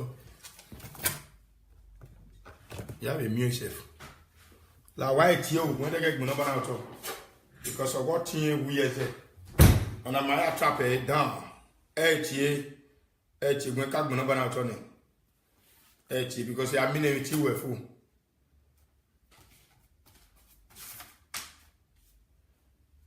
Plus 39 351 1020 Okay. Yes, I mean, I think you have where. And I may record then or turn on who is there. That means my follower. Say that you are in prison. Motamawe. Where we are social media president worldwide will get you arrested. Try me. Muewe anybody. You are under human trafficking. Adi Palace, ya we come away. When we are facing, I governor we here. Anybody not here you we emanu bele wa yeze awe bubu wa yeze. Emanu wa gbele yeze bungbe. Hello. Yeah, hello. Hello. Hello. Hello. Yeah. Hello. Hello. Sandra Omoruwa. Sandra Omoruwa, please. I'm not talking to you. If you want me to talk to you, I will talk to you. I will give you your home. Iwari ogwenu, I will be igwani iwari ogwenu. Okay, the buy no well. You don't see your private service anything. Okay. Wato man. Wato. Egbe no like. Egbenora yen dogara we. Any child. Okay. Yes. A progress in okwa or a family me ibie ni mesimi wadan ni mesimi obia biviva alagbodeme obebie mabege wa jayeru sume Wajayeru sime, ọmọ náà ẹ̀dẹ́gbẹ́ o, jayeru sume o, ni mesimi obiviva, alagbodeme obie, mewe bie, demnawe no sawu ni ma no ma odi ma, ọmọ no sowu tukwe na ebo sowu, eme wawu, eno si edina ladian, idogbo ba dole doyi, ti dori ya, egeni ya ladian egeni, ina wi gwale azen, 10. Eya kwenye ogba ima dole doyi ima yedo kiyen webu na elati na wa mu yedo ya tamo imuna ni ewo opolo ni kakabo wa mienwa we ora iladia wa do ta we ge inigo no hi ma ya fe ma do ladia meze pe ko ma meke awe mi ma do ladia ari nwa na dawo bo ya fe mi o de wa be akofa Gwawe akofa do wana mi we price ni ma gwawe gwalo yobe na go na the same price wa mpa I pay ne amuade do ya mulati yedo ye egeni oba na ewe ibi awo bome wajayeru nsuwa emo na negbe wa hin o wajayeru nsuwa o emo he ya suwa ya ndawe uwa kewe bokpa wana wa mulati wa ekene lati je bebigiro afone so mani ye du wala o wa gi mari chale gbi ma la dia gbeso ayin kine merie ni esera tiyen ki ogun ba se mo yiwe esera eba palace aite CNU you must laughing aite CNU aite CNU Who's laughing? What's he saying? Baron?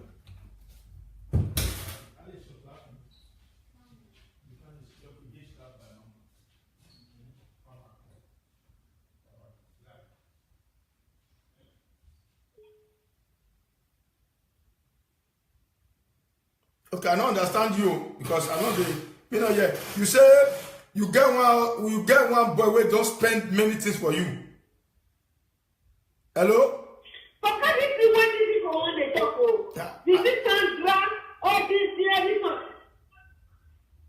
I know you well because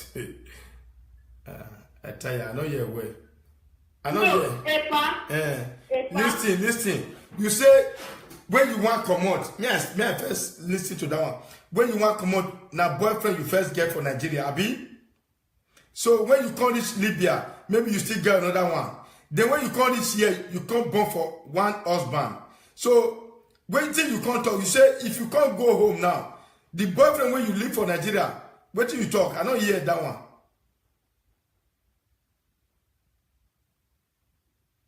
Hey, okay. I know hear. Hello, pardon. Yeah. Comment ça? Yeah. Pendant on a repris, il avait contribué. Okay. On a que on avait étudié il they are trying to say where Sarah innocent no come Okay. But we not say to my we want to laugh there because if we might so yet to in a year of disgrace maniku eso no ema it does eso lema ya oni a disgrace lema ogona arogoto dog for night work which means almost the for any year which can because when I am married like a video call me down your papa now where you set it the in your work which we talk about for any can I see the in your work or the Jena Imam Spelana and Mario one my away marriage. If you know, it may idea. So then Yahweh marriage for his family, we are saying your wife. I am saying you why I have okay, when you have to your protocol or a second or not with the why you correct or why so on it your wife grew. And so when I get it, so aware, you know, you know, done it. Il Baharia, il so, il a only a dame au Felici, il a only a dame au Duty, il a only a dame au Auli, your pay, and you know mine. Ije, when was I getting your back? Wow, my ye, when Ebula, why me get Ikbia, Okbia, no idiot who were webo, or my abenua, Okbiani Okbia. Yes, I could wear a fair, or what we are talking. Well, your son. Dawege wa mi ikwa gbuyin ayegbe na me no taye tanana na kwera mu gwa so na because my pay no gwa na che mi gwa ekwe gele ladian o be ladian we esera enota meta no ekwe mu we mu we na aru godo gekwe amu e igbe ya A to Z no ma je ni no ma je wo kan dan mi gwa bisa big one wala wu adon renya wa akayawu waya dia be yo wa o se kala o se calamity o se problem ni ma we bona o le se wo wa o gbe no ne gbe o wo kame ija de ni wa o gbe la call gbe ebe no ya call yo ta mame be no na me picture Facebook o dali e babo in my way yo ora o be yo donc on a Bobizwa wato bedo wato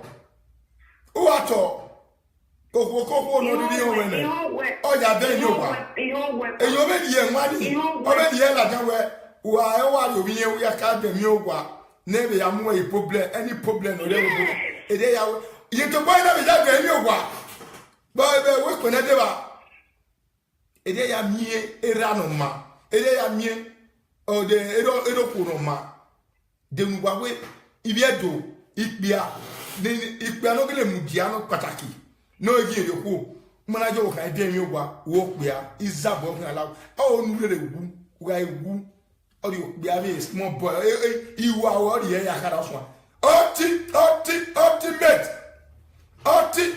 ultimate that's my brother from Spain so la wo Kokpa no iri ewe bone keno re Nigeria wa di owo fun wa ya ben yo wa ga tun awe emi edo na me kena mugia yo ge donoro we se je gwan ya epa iyo we oge we owo kiara illa te me we bone so wa o kiara illa de ye se o ka ye fiete ya mu ge ya ne o and what you want to do, you know, casual because it's very common in this whole way. You want to do, you know, carrying what follow me. Oh, I know what I said. Oh, yeah, don't know. If you have a great magua, Baba, Tabiquia, Tabegele. No, you didn't go when they are the Enyowa. Enyowa, here I have one, no totally. I walk here with that way. A phone from Nigeria. If you come from Nigeria, Jagele from Nigeria na hina. Amare to yini e. Bude wu bia le de bani e, o ti na le gbera.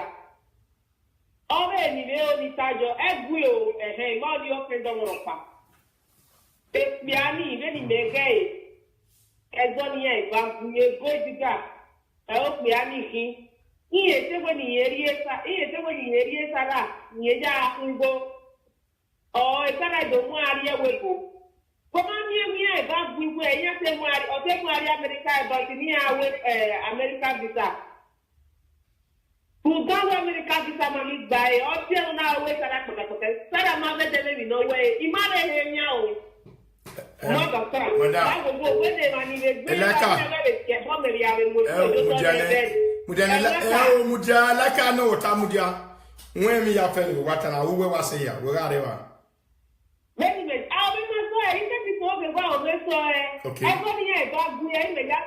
Ezonia, we may go Oku, ala Kakia or Sogopia.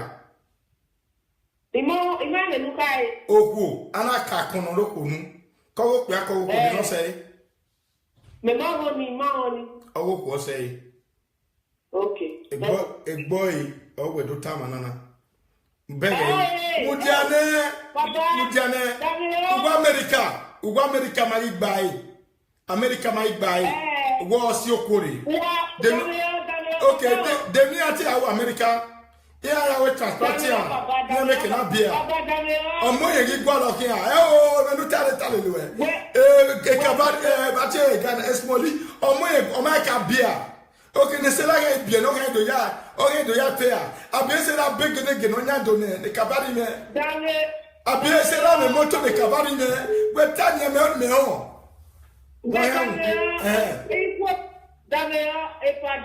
Il faut marquer, et il marie mieux, il est pas les deux bâtiments, où on va jasser, les jasser mes bêtes. Il faut marquer, il marie mieux, et il m'a yagoyena. Il y a goyen, vous êtes du bé. Il y a dit, ouais, il y a amigo, beaucoup. Papa, il y a pas de bon, mais là, de pied bon, il y a pied bon, non, non, pas de pied bon. Moi, tu peux faire une autre pièce, on va gagner, va vous.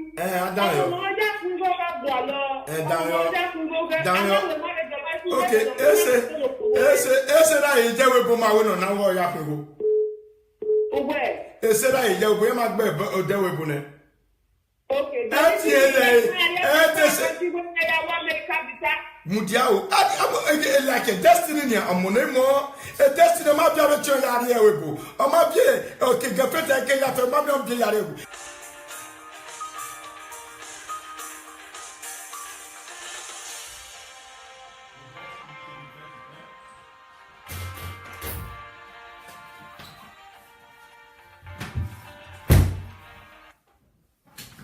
Wa gui wa paro wa ya gui edemu ne wege oven no wa ka bo we ne ka bo ese mi ogwalo me we do lobie ma do lobie so hello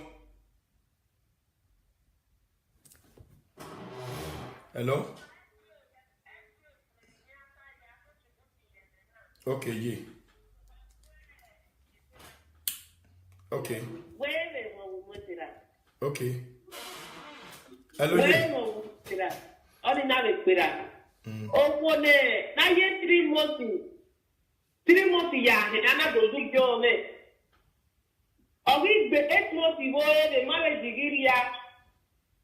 Akedo we nye kyan do o te do agui owi ye kyan le pe ale. Omare do yin ye. Bude wu bia le de ba ni e. Ordinary pera. Ove ni veo ni tajo egwe o ma ni o kendo mo pa. E piani ve ni mege ezo ni e ba guye go diga. E o piani ki. Iye te we ni eri esa la ni ja ngo. O e kara do mu ari e we ko. Ko ma ni e ba guwe e ya te mu ari o te mu ari America e ba ni awe America visa. Ugawa America visa mami gbae o ti na we sara poketoke sara ma be de mi no we imare he nya o mo ga sara ba go we de mani le gbe na be ke ho me ya we mo mudiane la mudiala ka no ta mudia nwe mi ya fe le wata na we wa se ya we ga re wa me a be ma so e ke ti so be wa o me so e e go ni e ba gu e me ya ta na ezo ni we ma go oku ala kakien osogopia imane nukai oku ana kakono lokunu kogopia ko no say me mahoni owo ko say okay boy we do tama nana bege mudiane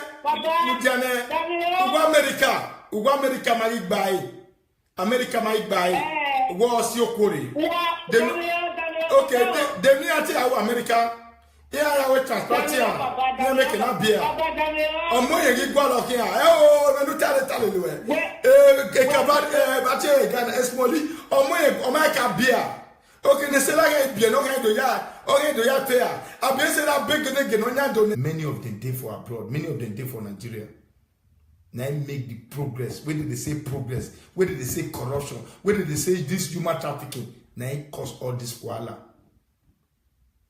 Because if you know say the go husband, if you do the go husband house, that your husband don't tell you say a traditional man well, you will see say that woman will move back.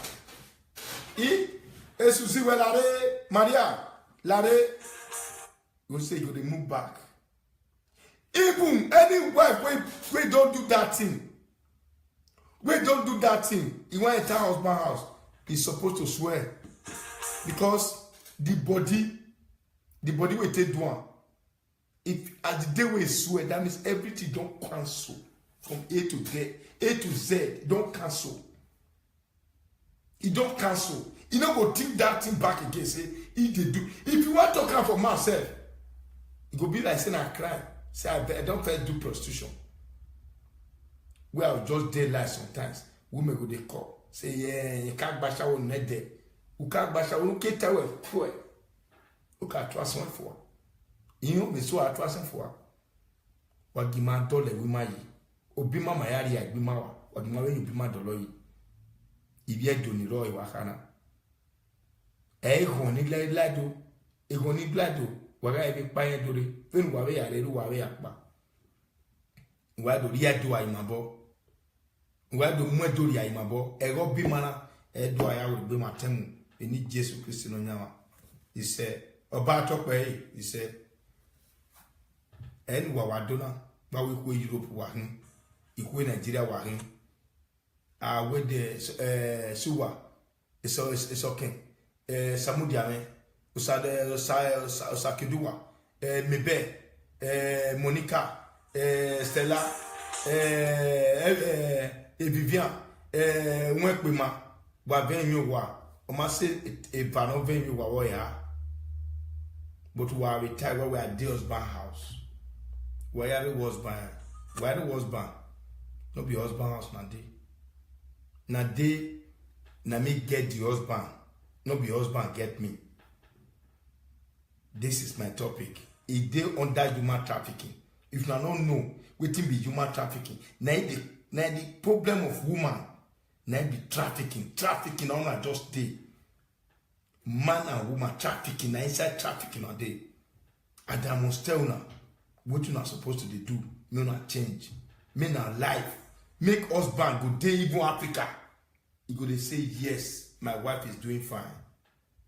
Without no thinking. Say maybe Calabar go day house. Or Senegal go there, or one wife. Now, all blackmail. We have the boy, we have the boy so far. We have no way, don't worry, not your man way. The boy you won't buy away. Here my day. Oh, we are good bunny. I bet. When Okonodo. Let the day straightforward. If you not say the husband not the true way, you go come out. I am asking one by you what of it. But then you flex your life. You continue your life. You continue flexing. You know? Not because you're there, man. You go to shoot for outside. You know food. Now, man, let me say. Why you sending me money? No, I'm wrong. What's a J? What? We be straightforward. I beg a dear do me, J. We do no any. My baby, Manike got it. Nike outside Billy, then I don't do near do. Here only at bedroom. I didn't yes. Oh, Moko Monoike outside the way. Or don't yet do, or what we are doing, you only do better in my boy. Our ancestors Our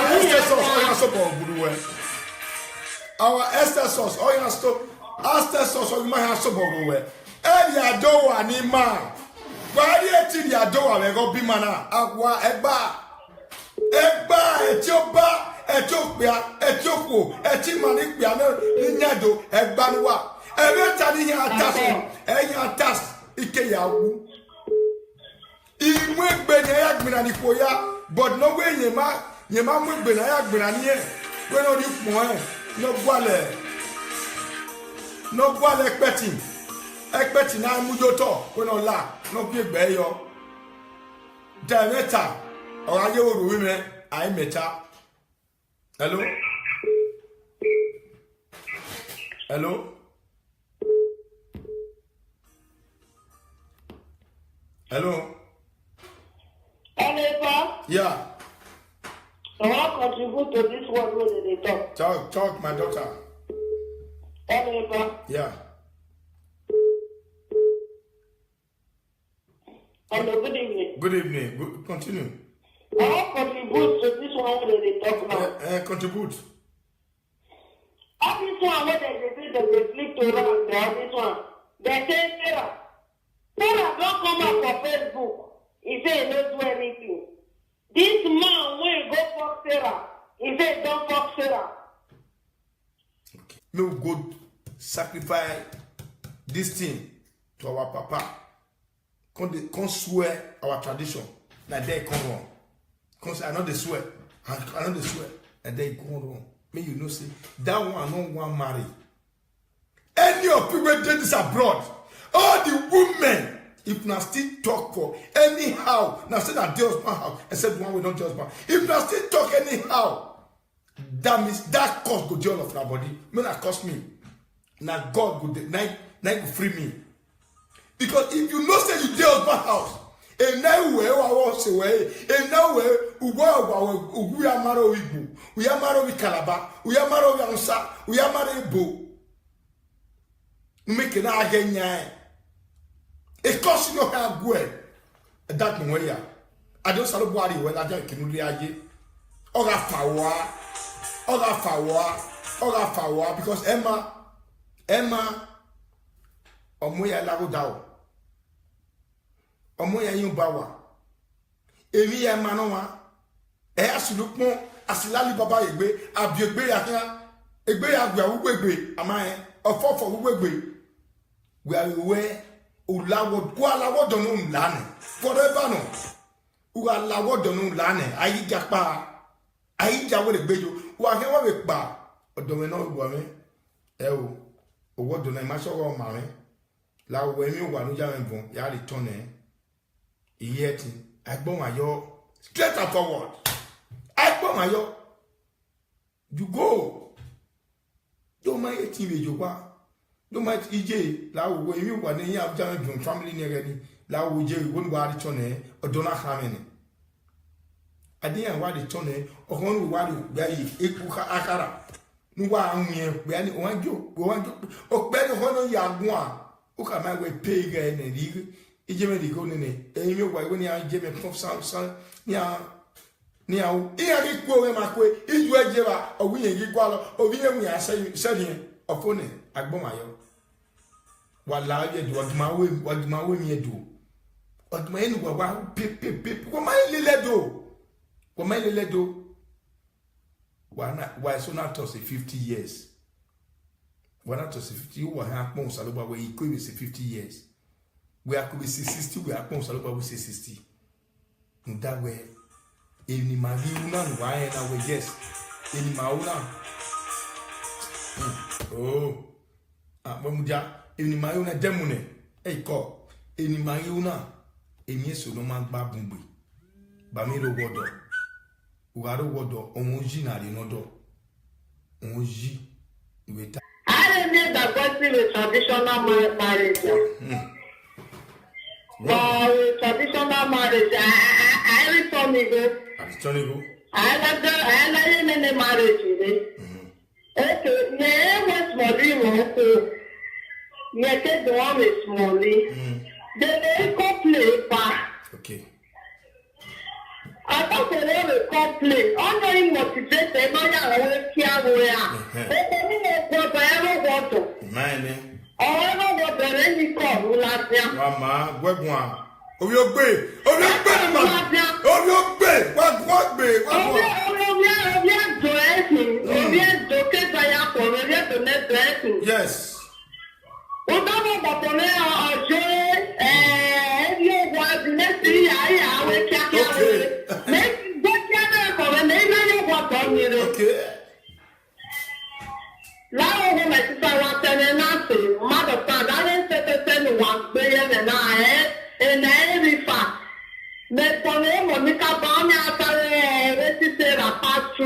in the crack. Now so you do this. And you know me with water. You know me with water.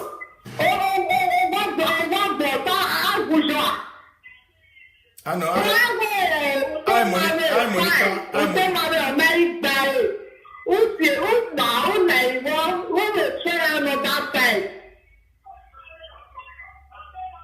Monica, a big mother. And what I?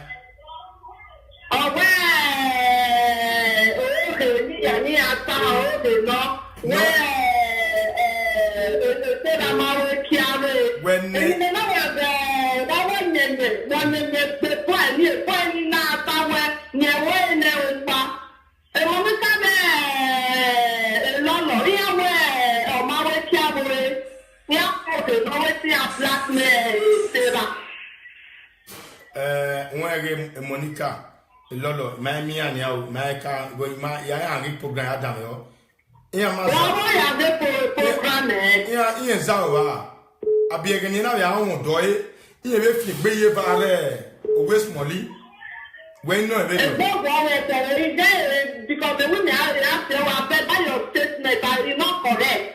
You are aware of your record in the West Black men. Okay, this record in no go everywhere now.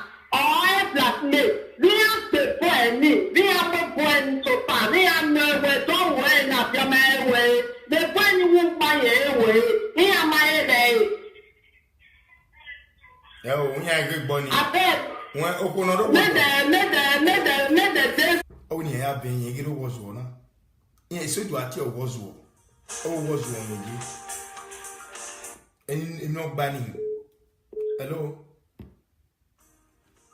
Do I Guania alone?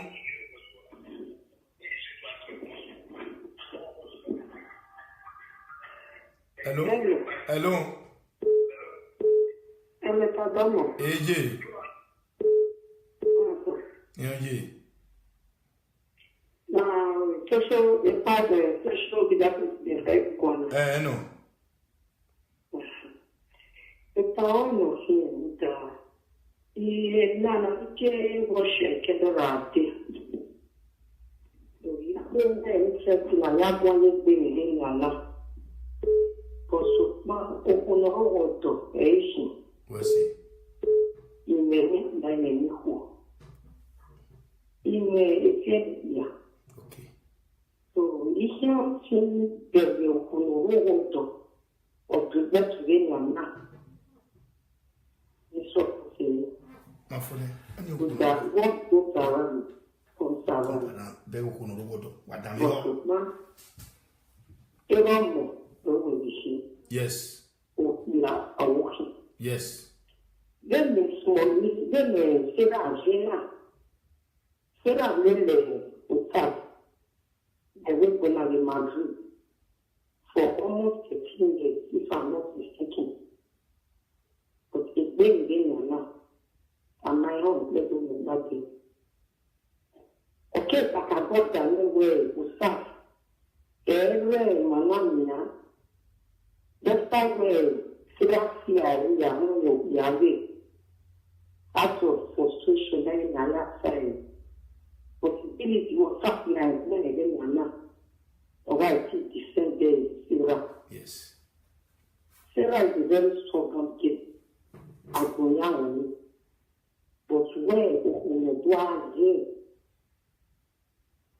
near who in 1990, Yaka boy now back. You can't go to so. Arrive, et Sandra beaucoup to boy, do ik ben one ma. Ogun to be a car basse, or best friend there. Best friend there, you might go where be one said you. Oh, down the call, or two will be done. Down the oh, when I call it will be done. El no horn with honey, all will be done.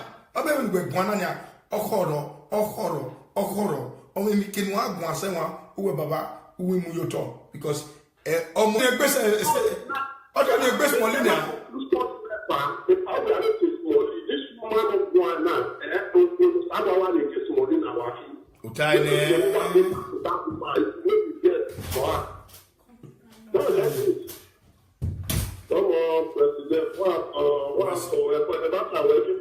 Isso.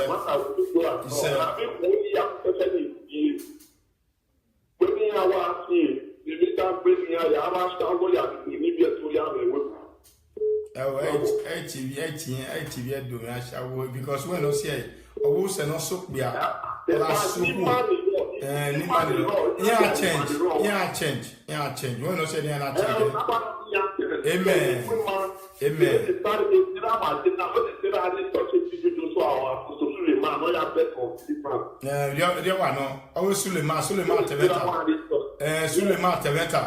TB Joshua Teveta. When I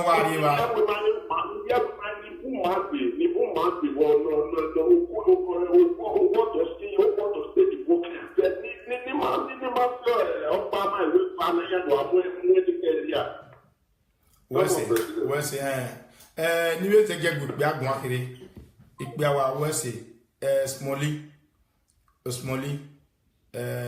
imaka yan we de but na we dia na gbegwan ni na we tie me de na chi me no de dere we e de ro pa we do invoice we ti we wori mase we do ni adam yo ni a ti wori mase o wa mi meta smally omi oko na adagbon we omi pa no salobari e wa gbon ari ko va vedo nuwe ku fo na ona salobari ebu e fe nu ate fe ni ya fe we ma do won mo we bi ni no ka ni o je fe na ya gbo na we a o ni a we ye tita ni a we igbi agena je fe na gbo we igbi agena te do gbo we o te do zogun ariye obono kese oni dakida kon nana yi mi gbari na wari awe o salobo awe o gwe kebe kian ne gbugwe ima we de get gwe na we kian mi ami we ne de ba ko ni no gwa wa o ma se wa na gbe wa ge nu gawe na chi ari asen because nu gwe une oye oti ari azen o ni ya sebo mona ni ya sebo dona but o ma no eyiwe no